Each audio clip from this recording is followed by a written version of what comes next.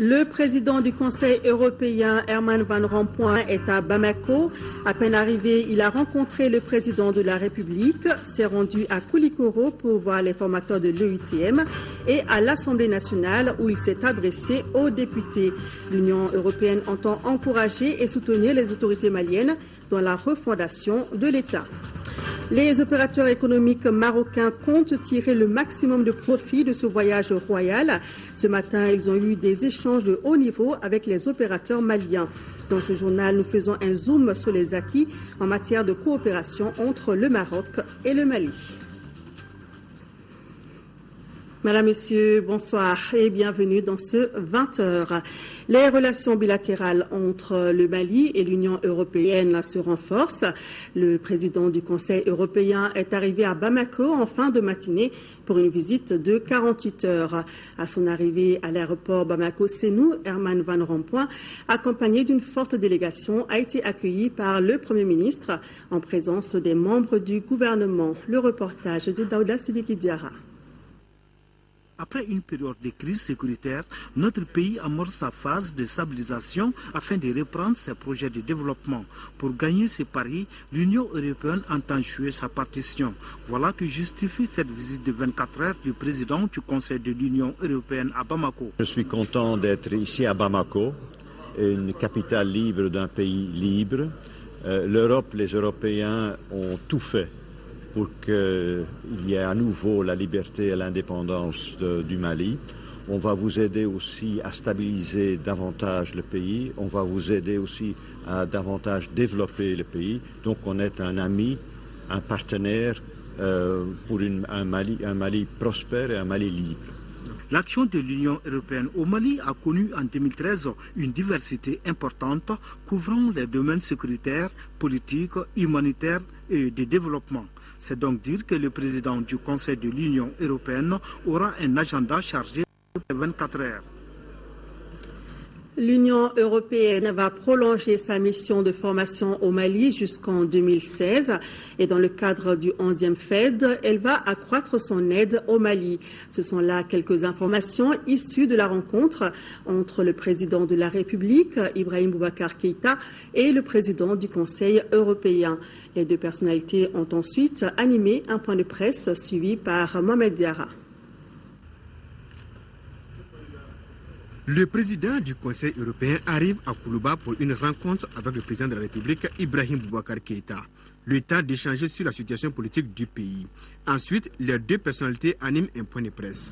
Première question, qu'est-ce que les deux hommes se sont dit dans la salle d'audience? Je viens donc pour rendre hommage au travail accompli, pour encourager les initiatives, afin de consolider la réconciliation et la stabilité dans le pays et finalement pour manifester clairement que le soutien de l'Union européenne s'inscrit dans la durée. Nous resterons à vos côtés au-delà de cette période transitionnelle de sortie de crise. Nous sommes avec vous en tant que partenaires durables, fiables et fraternels. Pour matérialiser cet engagement, l'Union européenne renouvellera le mandat de sa mission de formation militaire et cela jusqu'en 2016. Le but est de contribuer à la réforme des forces armées et de sécurité du Mali. Une nouvelle fortement saluée par le président de la République, Ibrahim Boubacar Keïta. 4 bataillons aujourd'hui, je crois que le 4e bataillon est en voie d'achèvement. C'est dire donc ce qui a été fait de manière extrêmement importante déjà en si peu de temps. Pourquoi nous souhaitons la prolongation qui a été accordée. Et notre ami le président Van Rompuy vient de vous dire qu'on va aller jusqu'en 2016 et après on verra.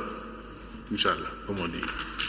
Je pense que tout le monde sait, c'est presque un truisme de le dire, dans quel état était l'armée malienne lorsque le malheur nous est tombé dessus. Cette crise malienne était presque téléphonée. Tout le monde avait dit à satiété les menaces lourdes qui pesaient à nos frontières. Tout le monde avait dit à satiété les risques particuliers qui étaient dirigés sur le Mali, singulièrement le Nord Mali. Donc ce déferlement de troupes djihadistes, quelque part, était attendu. Au-dedans, je sais, je ne ferai pas un procès en dehors du tribunal, mais les faits sont là. L'armée malienne, sous-équipée, pas entraînée, n'a pas pu offrir la résistance souhaitable. La suite est connue, pour que je revienne dessus. Il était donc d'évidence qu'une armée digne de ce nom devait être mise en place. Tout le monde a parlé de reconstruction de l'armée malienne, c'est de cela qu'il s'agit. Et c'est bien le propos de nos amis européens et leur mérite que de l'avoir compris. Et sans tarder, ont mis en œuvre cette formation de l'UTM à Koulikoro, dont je disais tantôt que déjà les éléments formés là sont opérationnels dans le Nord Mali déjà. Pas de paix durable sans une assise économique et sociale solide. Telle est la conviction du président du Conseil européen. C'est pourquoi d'ailleurs, dans le cadre du 11e FED, l'Union européenne va accroître son aide budgétaire au Mali. On a mobilisé des fonds et dans le 10e programme de développement et dans le 11e programme de développement, des fonds pour un volume substantiel. C'est fait. Environ plus de 500 millions. En fait, si on fait le compte avec d'autres aides, on est dans le 10e programme, c'est 700 millions. Et pour le 11e programme, ce sera supérieur à ce qui était prévu initialement dans le 10e programme. Je crois qu'on est convenu des secteurs dans lesquels on travaillera ensemble, dont le secteur de la sécurité, de la justice, de l'état de droit. Van Rompuy a également invité le chef de l'État à prendre part au 4e sommet Union européenne-Afrique qui se tiendra les 2 et 3 avril prochains à Bruxelles. Le sommet se tient en effet à un moment de renouvellement de l'engagement européen avec l'Afrique. L'Union européenne contribue avec bientôt plus de 3000 hommes et femmes aux efforts de stabilisation dans 7 pays africains, ainsi qu'au renforcement des capacités africaines de gestion de crise et à la formation des forces de sécurité. Cet engagement dans le domaine sécuritaire va de pair avec l'engagement pour le développement économique et social.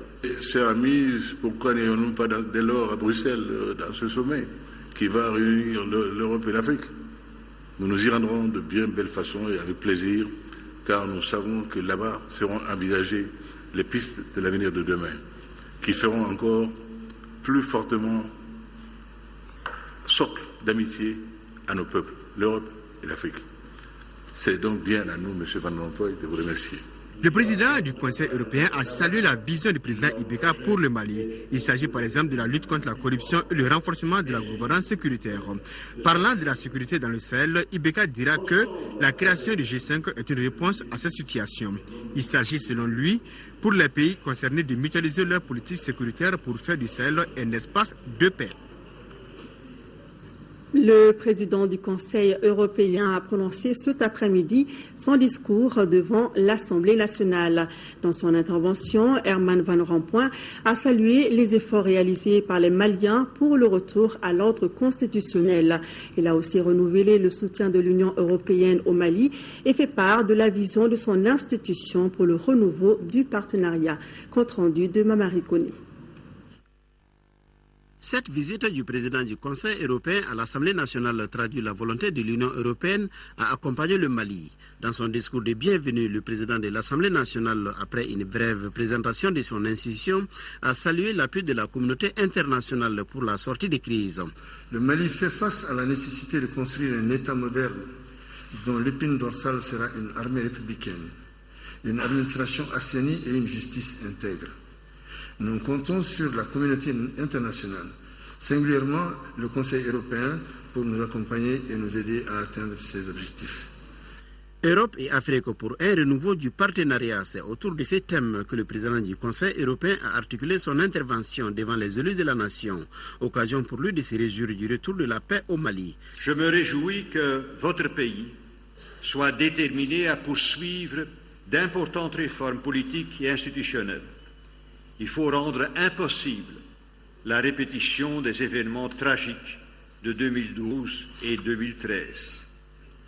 Cette Assemblée a un rôle crucial pour accompagner l'exécutif dans sa lutte contre la corruption, dans la consolidation démocratique et la politique de régionalisation. Sur les plans sécuritaires et humanitaires, il a salué les efforts consentis par le gouvernement malien avec le soutien de l'Union européenne.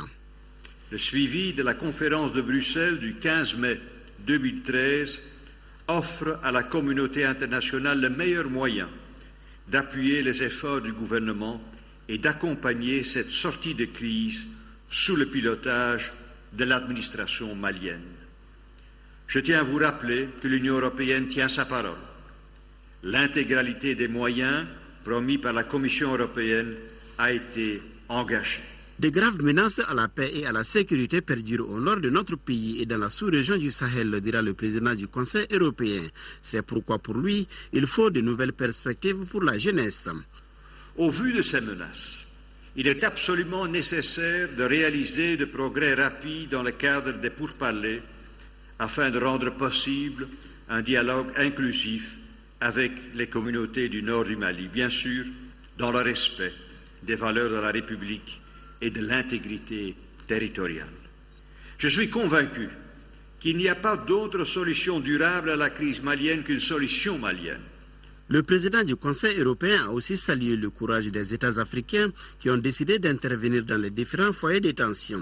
Dans ces théâtres d'opération, dira-t-il, l'Union européenne a été aux côtés de ses alliés africains, plus précisément en RDC, en Somalie, au Tchad, au Sud-Soudan, au Mali et en République centrafricaine. Plus de 2300 hommes et femmes sont déployés en ce moment en Afrique dans des opérations sous le drapeau de l'Union européenne, travaillant pour consolider la paix et la stabilité, toujours en appui aux efforts africains.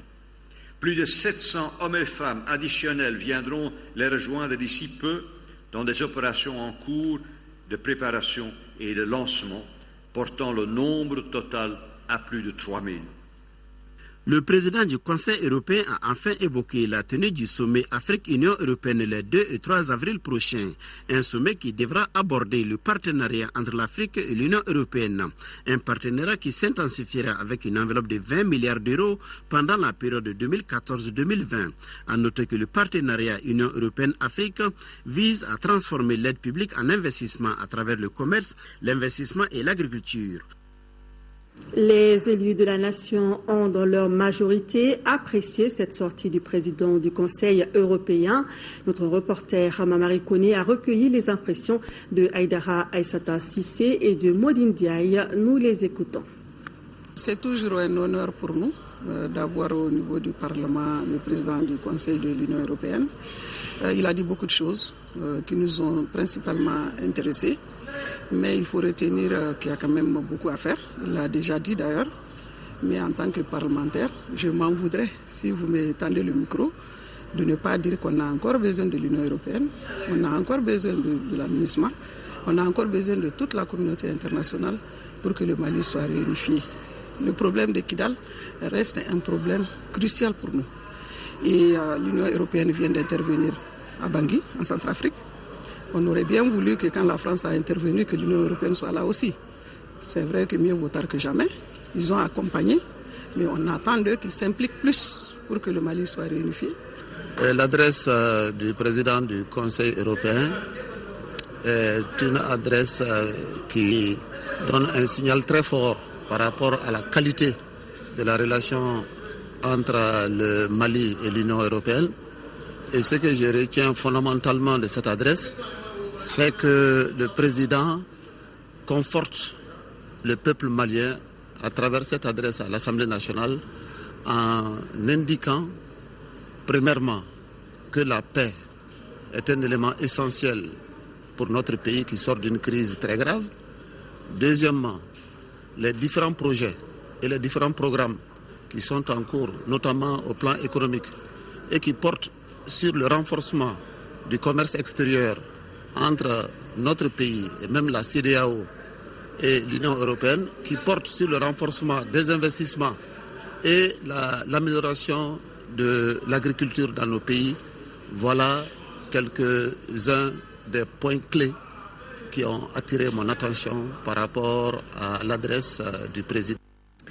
En quelques heures, le président du Conseil européen a eu plusieurs activités. Accompagné du ministre de la Défense, il s'est rendu à Koulikoro pour une visite à l'EUTM qui regroupe 22 nationalités européennes. Il était donc allé témoigner aux experts militaires européens de l'accompagnement de l'Union européenne à poursuivre le renforcement des capacités des militaires maliens et ce jusqu'en 2016. De Koulikoro, la correspondance de Seydou Traoré. La visite du président du Conseil de l'Europe ici à Koulikoro intervient à 3 semaines de la fin de la formation du 4e bataillon, le groupement tactique interarmes Balanzan. Ici, le commandant du Jetia Balanzan a fait le point sur son groupement, notamment sa configuration, l'état du matériel et le moral de la troupe. À pas de charge, le visiteur est allé s'imprégner de la qualité des exercices menés au flanc de la colline. Un exercice qui consiste à réduire une résistance isolée. Il faut contribuer très fortement à la stabilisation de ce pays, ce beau pays. Je ne suis ici que depuis quelques heures, suffisant pour me rendre compte de la beauté de ce pays. Et donc vous êtes ici pour stabiliser ce pays indépendant, libre, unifié, et il doit le rester. Le jour où nous quitterons, après 2016 au plus tôt, le jour où nous quittons, les Maliens seront suffisamment formés pour prendre leurs propres responsabilités. C'est une mission essentielle pour le Mali, pour l'Europe, pour la paix aussi, pour la stabilité du Mali, mais aussi de l'ensemble de la sous-région. Et donc, c'est une mission qui a été vraiment fondamentale pour nous. Herman Van Rompuy a reçu des mains des instituteurs européens un cadeau symbolique. L'épouse du président de la République a offert un déjeuner à la première dame d'Europe. Entourée d'épouses de ministres et de femmes leaders, la journée s'est prolongée par une visite au musée national et au parc zoologique. Juste après, Keïta Aminata Maïga et son invité ont visité l'Institut national de formation socio-sanitaire de la Croix-Rouge, cette fois accompagnée de l'épouse du Premier ministre. Les visites ont été suivies par Aïssata Ibrahim Maïga, sans compte rendu. La première dame d'Europe accompagnant son époux en visite au Mali a été l'hôte à déjeuner de l'épouse du chef de l'État, Keïta Aminata Maïga. À ce déjeuner qui a réuni plusieurs femmes leaders de notre pays, elle a exprimé toute son admiration pour la femme malienne. Je suis vraiment impressionnée par la chaleur de votre population, par leur volonté de prendre en main, surtout les femmes, de prendre en main leur situation et de travailler sur le futur, surtout des jeunes dans votre pays. Ils sont vraiment convaincus, et moi je suis convaincue qu'ils arriveront à surmonter tous les défis. Le choix du parc national pour lui souhaiter la bienvenue a tout son sens. En effet, Mme Rompuy a une licence en sciences botaniques et l'épouse du chef de l'État, Keïta Aminata Maïga, est présidente de l'ONG Agir pour la protection de l'environnement. Tout un symbole. Autour de la table, 2 First Lady, épouses de ministres, femmes politiques et représentantes de groupements de femmes, ont débattu des acquis en matière de développement durable. Ensuite, accompagnée toujours de Keïta Aminata Maïga, Mme Rompuy a visité le Musée national, un patrimoine partiellement financé par l'Union européenne. L'autre étape du programme de la première dame d'Europe concernait l'Institut national de formation socio-sanitaire de la Croix-Rouge au Mali. Accompagnée cette fois-ci de l'épouse du Premier ministre, elle a pu s'imprégner des conditions de formation dans ce centre. Ça m'intéresse tout court de voir comment vous vous organisez pour donner une bonne éducation au niveau de la santé, des infirmières, des docteurs. C'est tellement important. Celle qu'on connaît en Europe par son franc-parler et sa modestie se dit repartir très optimiste en ce qui concerne l'avenir radieux et paisible pour le Mali. Vous le savez, Sa Majesté Mohamed VI, roi du Maroc, est à Bamako depuis hier soir. À son arrivée, il a été accueilli par le président de la République avec tous les honneurs. Les Maliens ont tenu eux aussi à lui réserver un accueil populaire des grands jours. Ils sont sortis très nombreux pour souhaiter la bienvenue au roi Mohamed VI. L'ambiance de l'aéroport à la résidence du roi, c'est avec Ibrahima Traoré. Bamako s'est fortement mobilisé ce mardi pour réserver un accueil des grands jours au roi du Maroc. Le Boeing de Sa Majesté a atterri à l'aéroport international de Bamako-Sénou à 18h. Le souverain chérifien répond ainsi à une invitation personnelle du président de la République, Ibrahim Boubacar Keïta. Et c'est un roi tout souriant qui est accueilli à sa descente d'avion avec tous les honneurs à la hauteur des relations séculaires qui unissent le Mali et le Maroc.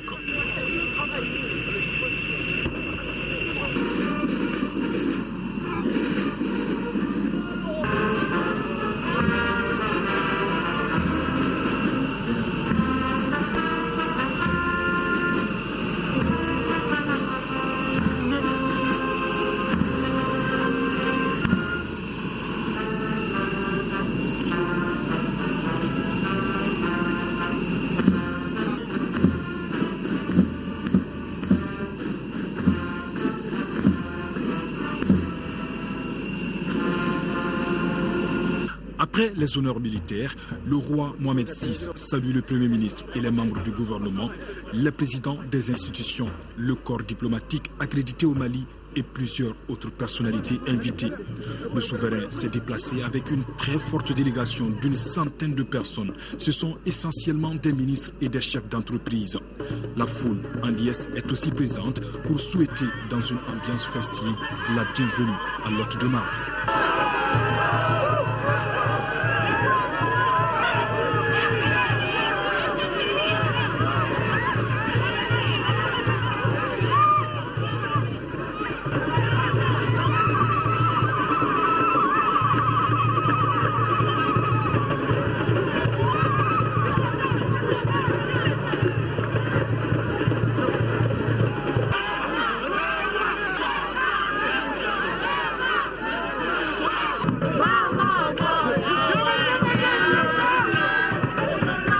La fête est agrémentée par le spectacle offert par les masques Dogon. Là aussi, sentiment de joie et d'estime se mêlent pour dire merci au roi pour toutes ses actions de solidarité en faveur du Mali.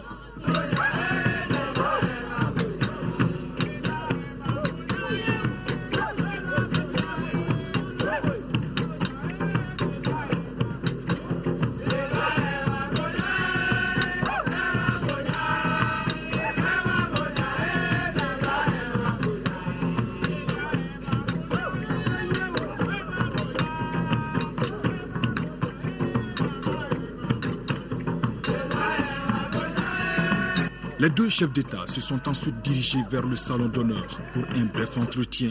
Un tête-à-tête suivi aussitôt d'un véritable bain de foule à travers la ville.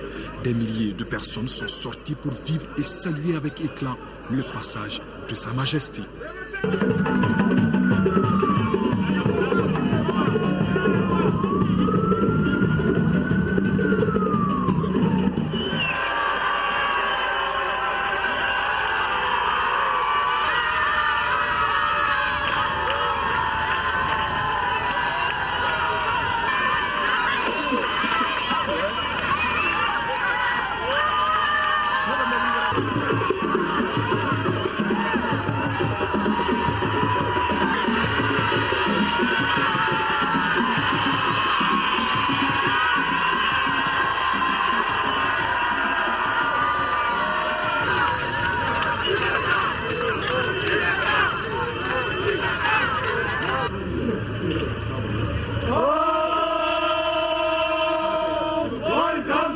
Cette visite du roi est sa deuxième au Mali, après celle effectuée lors de la prise de fonction du président de la République en septembre dernier.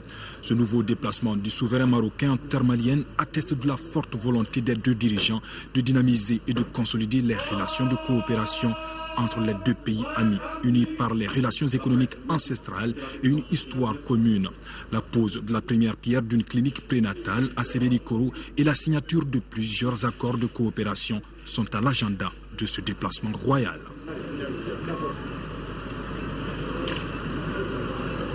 Voilà, belle ambiance hier soir à Bamako. Sa Majesté Mohamed VI est accompagné d'une forte délégation d'hommes d'affaires, toute chose qui va enrichir le monde des affaires du Mali et du Maroc. D'ailleurs, une rencontre de haut niveau a eu lieu cet après-midi entre les opérateurs économiques maliens et marocains. C'est pour fructifier la coopération sud-sud afin d'aboutir à un partenariat gagnant-gagnant. Nyanya Alou Traoré. La crème des crèmes des opérateurs économiques de deux pays réunis ensemble, discutant et partageant sur des idées futuristes, avec à la clé un double objectif, favoriser le partenariat sud-sud et revivifier la coopération existante. Ce que nous souhaitons, c'est un partenariat gagnant-gagnant. Nous ne voulons pas que ce soit les entreprises marocaines seules qui viennent s'installer. Nous voulons que ce soit en partenariat avec des entreprises maliennes. L'objectif visé, c'est le partage d'expériences, les différents plans qui ont fonctionné chez nous, les mesures, mais aussi l'expertise du secteur privé. Du beau monde et des belles idées, il y en avait, et tous convergeaient sur la valorisation du secteur privé. Cette communauté d'affaires qui a accompagné Sa Majesté aujourd'hui au Mali est venue avec la détermination de se mettre au service du développement malien, au service des priorités fixées par le président et par le gouvernement malien, de manière à ce que l'impact soit un impact créateur de valeur, créateur de richesse, un impact qui contribue à l'accélération de la dynamique de développement du Mali. Valorisation du secteur privé, mais surtout que le secteur privé entre dans des activités à forte valeur ajoutée, notamment dans l'agriculture et l'agro-industrie. Vous savez que le Maroc est un pays qui bénéficie d'une grande expertise dans ce domaine-là et nous souhaitons d'une part attirer les investissements marocains dans ce secteur au Mali, mais aussi l'expertise marocaine afin de nous renforcer nos capacités pour qu'on soit en mesure d'être vraiment au centre de la sous-région, l'exportateur de produits à très forte valeur ajoutée dans le domaine de l'agriculture et d'autres secteurs bien entendu. 3 thématiques au menu de la rencontre. Le développement du secteur agricole et agro-industriel, des infrastructures économiques et du secteur des mines et de l'énergie. Des panels développés et soutenus par des ministres et des opérateurs économiques des deux parties. La rencontre à elle seule est déjà une réussite. Pour certains opérateurs économiques maliens, elle est le début d'un long processus de coopération. Je pense que de telles initiatives doivent être développées, multipliées pour développer les échanges sud-sud. Notre attente par rapport à de telles rencontres qui va de 2 volets. La première est de prendre d'abord le contact avec nos homologues marocains, de se connaître et ensuite de rouler le tapis des investissements qu'on a en main. La note finale de la réunion a été donnée par le ministre de l'économie et des finances. Madame Boiré Fili Sissoko n'a pas manqué de saluer une initiative qu'elle souhaite pérenne. Ce matin, les opérateurs économiques marocains étaient au Conseil national du patronat du Mali, une visite de courtoisie pour baliser le terrain pour les prochains échanges entre les deux parties. Reportage de Nando Dambeli. Courte séance de travail, présentation du Conseil national du patronat du Mali, remise de cadeaux et visites guidées. Tels sont les temps forts de cette cérémonie qui se tient en prélude des échanges formels au haut niveau entre opérateurs économiques maliens et marocains. La cérémonie qui nous réunit ce matin est pleine de signification pour nous car elle est relative au renforcement des relations de coopération entre les secteurs privés des deux pays frères à travers leurs organisations patronales. Nous connaissons l'intérêt et la grande marque d'affection que Sa Majesté le roi Mohamed VI porte au Mali. Par votre présence ici ce matin, à la tête d'une délégation de haut niveau de chefs d'entreprise, nous mesurons également votre intérêt pour le Mali. Constatant avec satisfaction l'intérêt des petites et moyennes entreprises marocaines pour le Mali, qui interviennent dans le secteur des services et des fruits et légumes, les deux parties estiment qu'il est de leur devoir de donner un contenu concret et économique à cet intérêt mutuel. Vous avez parlé de nos liens séculaires et historiques, mais nous sommes encore là pour écrire une page de l'histoire sur l'économique. Nous avons une forte dépendance culturelle et une forte dépendance culturelle. et nous voulons avoir une forte interdépendance économique.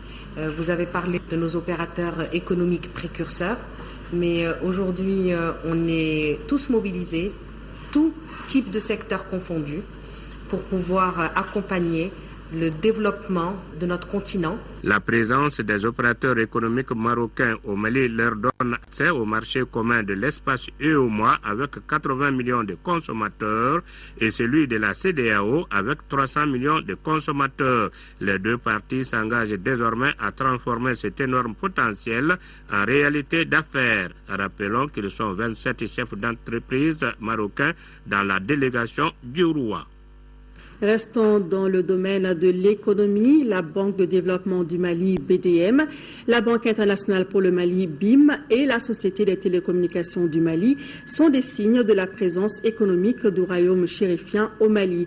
À travers ces sociétés, d'importants investissements ont été opérés avec des retombées certaines pour notre économie. Alousseni Touré nous invite à visiter ces fleurons de la coopération entre le Maroc et le Mali. Avec 36 représentations au niveau national et 3 à l'extérieur, la Banque de développement du Mali peut se targuer d'avoir capitalisé au maximum les acquis de la présence dans son capital de la Banque marocaine pour le commerce extérieur. Aujourd'hui, la BMCE a un pourcentage de 27,38% dans le capital de la BDM. Ce qu'il faut dire, c'est qu'au départ, la BMCE, à travers ses cadres, assurait la gestion de la banque de 1989 jusqu'à 1994. Et l'objectif de cette assistance était de former les cadres maliens pour pouvoir prendre la relève. Et cette relève a été assurée en 1994. De son côté, la Banque internationale pour le Mali est détenue à 51% par Attijari Wafa Bank. Même si l'arrivée de cette dernière dans le capital est plus récente, elle prétend jouer les premiers rôles. Il y a encore quelques années, on était pratiquement 5e dans le classement de ces banques qui sont au nombre de 13 au Mali. Aujourd'hui, grâce au travail fait, à la proximité avec la clientèle, au développement des flux aussi bien domestiques qu'internationaux, nous pouvons dire sans risque de nous tromper que nous sommes au pire des cas 3e. Autre fleuron non moins important, la Sotelma Malitel, avec son partenaire stratégique, Maroc Télécom. Ce que ce partenariat a apporté est perceptible sur, je dirais, à tous les niveaux ou tous les compartiments de l'entreprise. Sur le plan technique, donc il y a eu un grand effort ou un vaste, je dirais, programme de modernisation et d'extension de toutes les infrastructures techniques. Le taux de couverture de la population est passé d'à peu près 17 à 20% en 2009 à peu près à 78% en fin 2013. Toutes ces sociétés ambitionnent de propager leurs actions tout en améliorant la qualité de leurs offres, contribuant ainsi à rehausser l'intensité de cette coopération sud-sud si exemplaire. Et le séjour de Sa Majesté Mohamed VI, roi du Maroc, et de sa délégation se poursuit demain avec notamment la cérémonie de signature de plusieurs conventions entre nos deux pays. Ce sera dans la salle des banquets de Koulouba.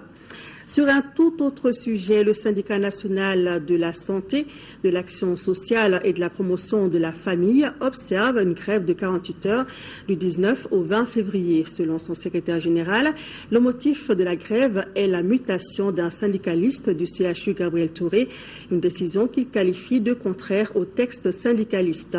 De l'autre côté, par contre, le syndicat national des travailleurs des hôpitaux et des structures de santé n'a pas voulu partir en grève pour motif la situation actuelle du pays. Pour en savoir plus, notre équipe de reportage dirigée par Moussa Fané a fait un tour au centre hospitalier universitaire du Point G et au centre de santé de référence de la commune 5.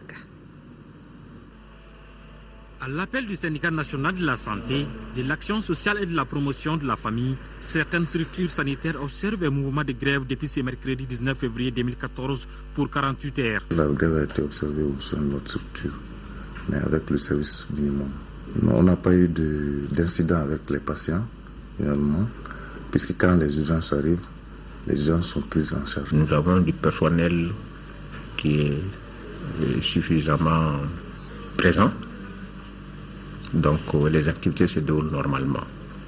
Et c'est comme un jour ordinaire. Sur le sujet, les avis des deux syndicats divergent. Le syndicat national de la santé, de l'action sociale et de la promotion de la famille a observé le mot d'ordre de grève, tandis que le syndicat national des travailleurs des hôpitaux et des structures de santé n'a pas respecté le mot d'ordre de grève. Nous pensons que la grève a été observée sur l'étendue du territoire national en fonction des contacts que nous avons pris. L'objet de la grève, c'est la menace sur la liberté syndicale. Notre syndicat n'a pas observé la grève, en tout cas au point G, Gabriel.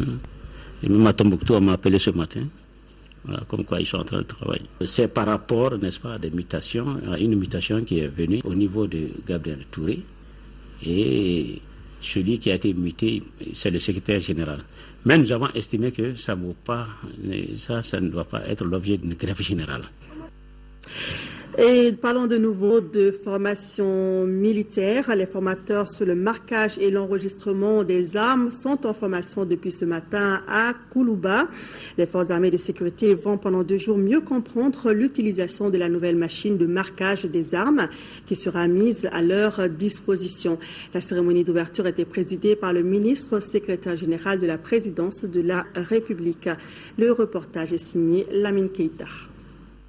L'accumulation et la prolifération incontrôlée des armes de petit calibre constituent une menace réelle pour la paix et la sécurité des pays africains.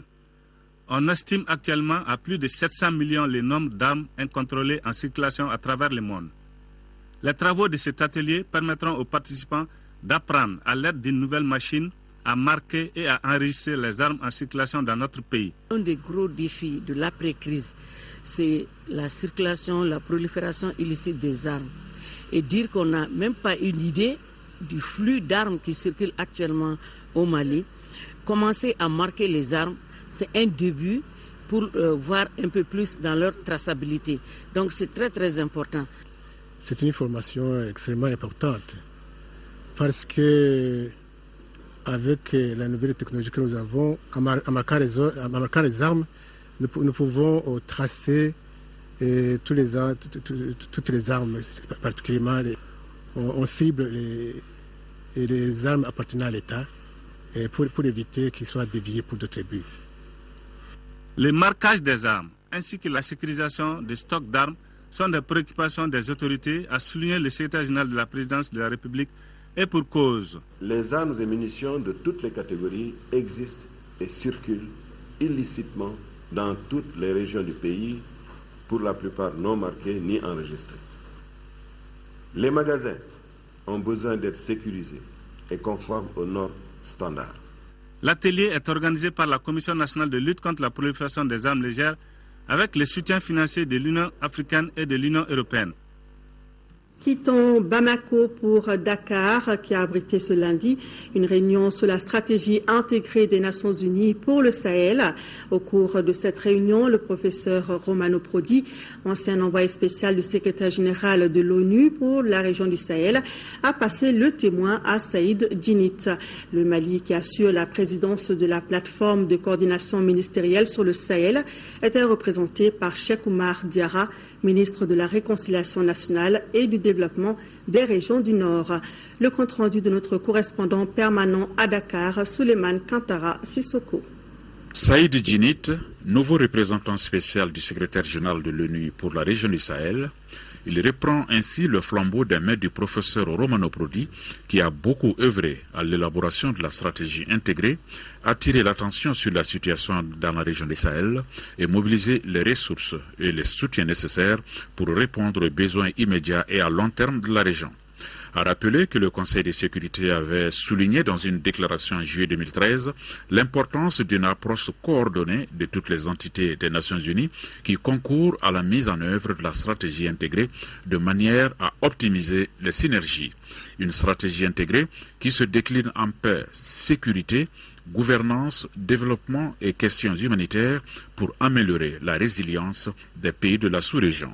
Le Mali, épicentre du Sahel, présidera la plateforme de coordination ministérielle pour les 2 années à venir et présentera très prochainement sa feuille de route. La vision malienne, elle va être déclinée à partir du mois prochain. Nous sommes en train de travailler avec les Nations Unies et l'Union africaine pour sur les termes de référence de la plateforme de coordination. Nous sommes également en train d'élaborer les programmes qui feront l'objet d'une discussion lors de la seconde réunion ministérielle sur le Sahel qui aura lieu à Bamako en avril 2014. La vision va s'articuler autour des grands thèmes qui sont au cœur de la stratégie intégrée du Sahel, c'est-à-dire la gouvernance, la sécurité et la résilience. Nous allons élaborer des projets régionaux, des projets nationaux qui prendront en considération ces trois grands aspects. Appel à la mobilisation des ressources et à l'allègement des procédures de décaissement. Il faut faire vite, mieux et plus, a-t-il dit. Enfin, la situation des réfugiés maliens dans les pays voisins a retenu l'attention. Nous sommes actuellement en train de recenser tous les réfugiés maliens dans les pays voisins qui sont partisans d'un retour volontaire et dans les meilleures conditions. Donc ce travail est en cours. Retour à Bamako, l'école supérieure d'ingénierie, d'architecture et d'urbanisme de Badialan vient de remporter le deuxième prix du concours international des urbanistes sans frontières. Prix remporté grâce à un projet d'urbanisation du quartier Sans Fil en commune 2. Et ce matin, c'est au ministre de l'Urbanisme et de la politique de la ville que le projet a été présenté. Reportage de Fademba Keita. La restructuration écologique d'un bidonville et adaptation au changement climatique, tel est le thème de ce concours organisé par l'ONG française Urbanistes sans frontières. Seuls participent au dit concours les écoles et universités d'architecture et d'urbanisme invitées par l'ONG initiatrice. Le but visé est d'offrir aux bidonvilles les atouts nécessaires de devenir des quartiers viables. Les dossiers de tous les lauréats nationaux ont été envoyés en France et sur la base d'un dépouillement qui a été fait là-bas et arrivé en France, les 4 lauréats ont présenté leur projet et nous avons été deuxièmes. Sur les 36 pays participants, 4 pays dont le Mali ont été sélectionnés à la phase finale de ce concours international. L'urbanisation du quartier de téléphone sans fil en commune de Bamako a été le projet défendu par l'architecte Youssouf Denyogo. Nous proposons des patios qui permettent de dégager l'air chaud puisqu'on est dans un pays où il fait plus chaud que froid. Donc en deux, puisque la zone se trouve dans un endroit marécageux, nous proposons des types de fondations qui sont adaptables à ces endroits-là. C'est une œuvre intellectuelle qui va se traduire par l'amélioration des conditions de vie de milliers d'habitants du quartier Sans Fil. Inch'Allah, les travaux sont prévus pour début 2015. Il y a des études qui vont être menées. Le jeune lui-même va parfaire son projet à travers un stage. À l'issue du concours, le Liban enlève le premier prix suivi du Mali et de l'Inde. Le prix spécial est revenu à l'Arménie. Félicitations aux lauréats. À Kidal, dans quelques jours, les autorités régionales quitteront l'ex-mairie pour s'installer dans les bâtiments administratifs rénovés. Les clés ont été donc remises au chef de l'exécutif régional lundi dernier. Les précisions de Tiemoko Sagara. Pour ce premier lot de réhabilitation des bâtiments administratifs, les travaux ont concerné la résidence du gouverneur, le logement du directeur de cabinet, les logements des 2 conseillers du gouverneur, le logement du directeur régional du budget et celui du directeur régional du contrôle financier. Le chef de l'exécutif régional qui a reçu les clés de ces bâtiments entièrement rénovés a visité l'ensemble des bâtiments pour apprécier les travaux réalisés. Ces travaux de rénovation ont commencé en décembre 2013 par les entrepreneurs de Kidal sous la supervision de l'AGETIP et du gouvernorat. Le travail est très bien fait. Dans 2 jours, nous allons déménager. Toute l'équipe qui était au niveau de la mairie, nous allons déménager. La deuxième étape maintenant, il va jusqu'à une valeur d'à peu près de 800 millions. Dans quelques jours, une quarantaine de bâtiments saccagés seront réhabilités à leur tour à Kidal. Les travaux du deuxième lot ont été déjà lancés. La réhabilitation des bâtiments de l'administration entre dans le cadre d'un vaste programme de développement accéléré. Ce programme vise la consolidation de la paix et de la sécurité à travers le développement socio-économique des régions affectées par la crise. Le programme d'un montant total de 35 milliards de francs CFA est entièrement financé sur le budget de l'État, à hauteur de 11 milliards au titre de l'année 2013 et 24 milliards au titre de l'année 2014. Avant de quitter Kidal, la délégation de l'AGETIP et les entrepreneurs ont tenu à saluer la bonne collaboration de l'administration régionale pendant toute la durée des travaux du premier lot. En 5e région, l'association de groupements féminins villageois et son partenaire viennent de lancer le projet sur la décentralisation dans la commune rurale de Doukombo. C'est dans le cercle de Bandiagara. Pour une durée de 3 mois, le projet devra améliorer le niveau de connaissance des populations en matière de politique, de plans et de programmes de développement. Aminata Touré. Le présent projet qui vient d'être lancé dans la commune rurale de Doukombo, cercle de Banyangara, a pour objectif d'améliorer le niveau de connaissance des populations sur les politiques, plans et programmes de développement dans le cadre de la gestion de leur collectivité territoriale. Fidèle à sa logique d'intervention, AZVF s'est assigné dans cette situation contextuelle comme mission fondamentale d'accompagner la commune de Doukombo à travers la réalisation des rencontres d'information des populations sur les politiques et plans de programmes de développement au niveau local.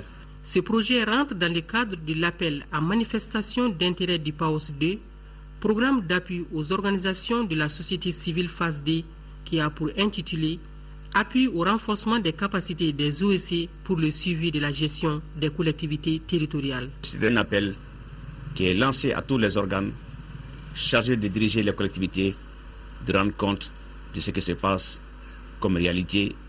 Les responsables politiques, administratifs et religieux, coutumiers, les services déconcentrés de l'État, les femmes et les jeunes ont été tous sollicités au cours de la cérémonie à s'investir pour la bonne marche de cette initiative. Inauguration ce week-end à Caille du centre de conférence et d'un restaurant situé sur le site de l'ancien aéroport de la Cité des Rails. 110 millions de francs CFA ont été investis dans le bâtiment à 3 niveaux que nous présente Mahamadi Aloubari. Ces bâtiments à 3 niveaux qui comprennent chacun 2 salles d'environ 100 et 175 places, offrant en toute saison des commodités rendant le cadre idéal pour les séminaires, ateliers, entre autres. C'est aussi un restaurant convivial qui fera le bonheur des gourmands et gourmets. Il vous proposera le maître cuisinier s'y engage, des mets aussi délicieux que variés, d'ici et d'ailleurs. Le représentant du gouverneur de région s'est réjoui de la réalisation de ce joyau architectural dans la Cité des Rails, car ce centre de conférence sera un lieu de donner et de recevoir. Ce centre, s'il n'était pas là, il fallait le faire. Et maintenant qu'il vient au bon moment, c'est d'exhorter les uns et les autres, en tout cas d'en faire bon usage. Ce n'est plus pour vous, madame. C'est pour l'ensemble de la commune urbaine, c'est pour l'ensemble du cercle, c'est pour l'ensemble de la région et c'est pour le Mali. C'est dire donc que ce centre contribuera à réduire le fléau du chômage dans la Cité des Rails.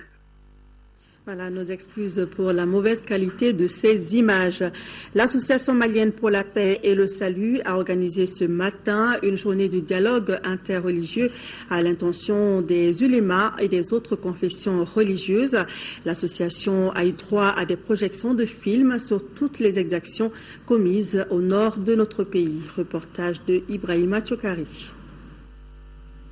Initiée par l'Association malienne pour la paix et le salut avec l'appui de l'ambassade des États-Unis, la journée de dialogue interreligieux vise à montrer aux oulémas l'ampleur des exactions commises dans le septentrion de notre pays, mais tout en cherchant à panser les blessures, et c'est là pour une réconciliation vraie.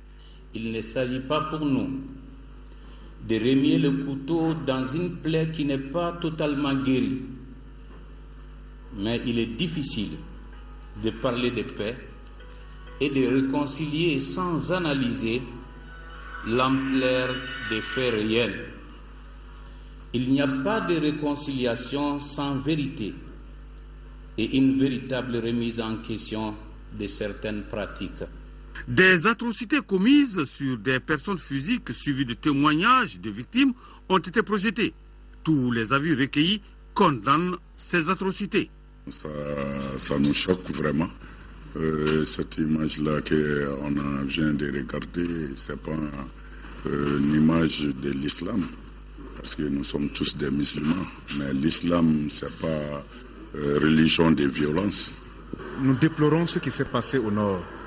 Notre pays n'avait pas besoin de cela. Et les interventions que nous venons de suivre au cours de la rencontre nous ont montré que le visage de l'islam que nous connaissons au Mali, ce n'est pas cela. Et donc, je suis heureux de voir que et les musulmans, et les chrétiens, et l'ensemble des populations maliennes, nous n'apprécions pas ce qui s'est passé au nord. Pour les guides religieux, l'extrémisme religieux est le foyer de tous les dangers. La cité religieuse de Nioro du Sahel a abrité lundi dernier l'ouverture officielle de la 40e édition de la Ziara. C'était en présence des autorités politiques et administratives, des fidèles musulmans venus de tous les coins du pays. De Nioro, la correspondance de Moussa Diakiti. Cette 40e édition de la Ziara el-Oumarienne est la 7e organisée par les enfants de feu le calife Tcherno Adital. Il s'agira pour les participants de prier, de multiplier des séances de lecture du Coran, d'implorer Allah le plus tout-puissant et de prêcher avec des thématiques porteuses de jour comme de nuit pendant une semaine. Je viens au nom du président de la République et du chef du gouvernement participer à cette ziara en tant que ministre des Affaires religieuses pour apporter le message permanent du chef de l'État Elhadji Ibrahim Boubacar Keïta pour ce qui est de l'islam comme religion d'union, de réconciliation, de paix et d'amour. Nous ne cesserons de le dire, nous avons un islam tolérant, nous sommes un peuple historiquement religieux, musulman, et nous l'assumons dans le respect des droits de la différence. Comme toute autre fête religieuse, cette édition 2014 était animée par des chants religieux, des invocations d'Allah, des mélodies religieuses venues de tous les coins du Sahel. Voilà, c'est la fin de ce journal. Merci de nous avoir suivis.